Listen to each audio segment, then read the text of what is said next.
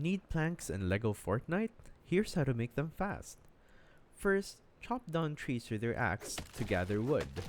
You'll need this as your base material.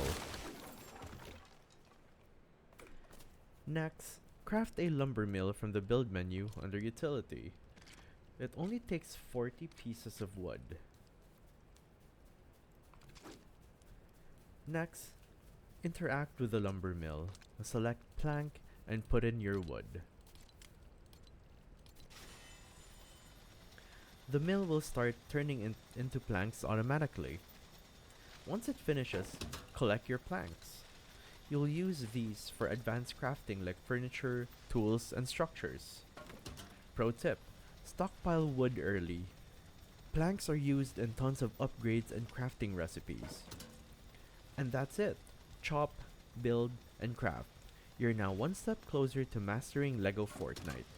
Hit like if this helped, and subscribe for more quick guides.